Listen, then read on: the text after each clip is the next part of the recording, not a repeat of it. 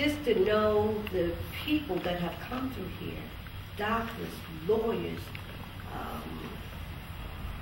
officers in the fire department, officers in the police department, people in the state government, people in the local government, that all came through here. And a lot of people counted most of them out and said that they wouldn't amount to things and they couldn't do this and they couldn't do that. Mm-hmm. But you just look around, we have a wealth of people that came out of Lincoln School that have amounted, done, and are doing to this day. You know, I just thank God that they had the teachers here that was willing and was dedicated and committed to working with the students. My teachers, my children's teachers, Mrs. Judy Twyman, at that time was now Scanlon, Mrs. Geraldine Harris, because my son, one of his teachers, and they cared. Mm-hmm. And they didn't just come and then go home. They called you on the telephone. I was thinking about what happened today. What do you think we should have done, or what do you think another way that we could have done this or done that? The teachers used to let you go home with them and take plants to your house or to the teacher's house and help take care of it, you know, through the vacation time. They did things with you. It wasn't come and they go home and cut the paycheck. Nowadays, half of them don't even live in town. Mm-hmm. And so they don't care. They have no alliance to the students. And they are not committed. They just want to show up, get their money. And that's not back in the day. Everybody counted. Everybody was family. Mm-hmm. And that's what I like, and that's what I remember. So what was this? I started at Lincoln School in 1947 in kindergarten. And I went here from 1947 to 1956. Back in those days, Lincoln also was a junior high school. And I was the last class of Lincoln Junior High School in 1955. In 1956, I went to Dwight Morrow as the first 9th grade class to go to Dwight Morrow. Okay. In the first grade and second grade, I had Miss Gray. She was one of the few African American teachers then.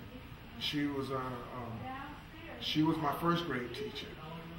Before Miss Gray, we had Mr. Norris. He was the first African American teacher here in Englewood.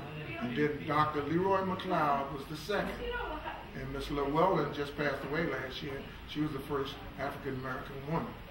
But from my grades 1 through 6, I learned that teachers, when I was here, teachers were allowed to give you a little pat.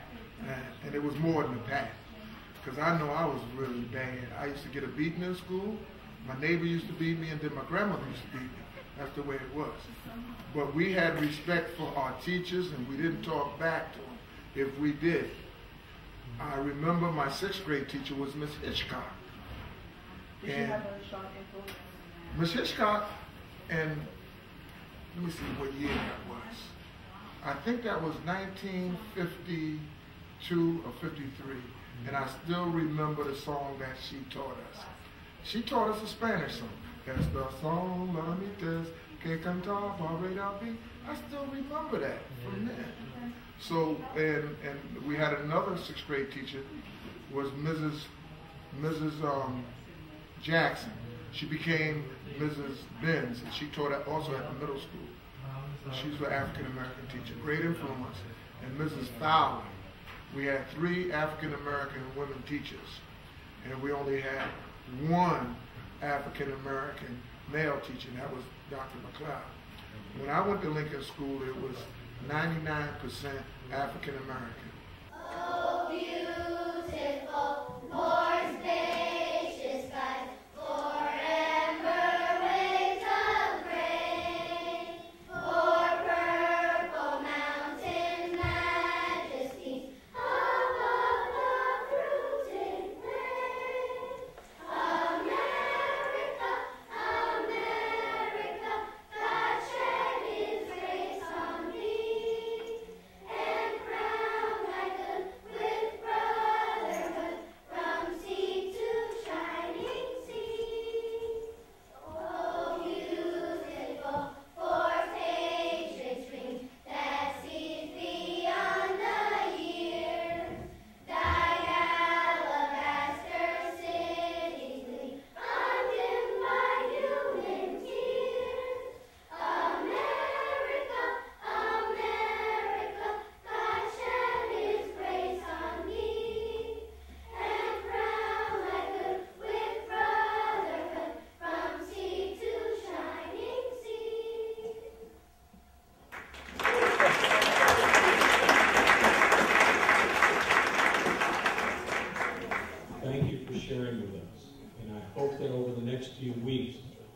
you think about what happened tonight, that you'll dig into those back closets, those pictures that got put away, the certificates that, I'll never look at that again because I'm a high school student now that got put away back then. Bring it out. Share it with us. Let us create just a massive collection of those things that show the wonderful things that happen in this community. Hard times, bad times, good times, sharing times, and glorious times, all were here. Let us share that history, because this place holds really the key to Englewood and what it could become, and hopefully where we can take it.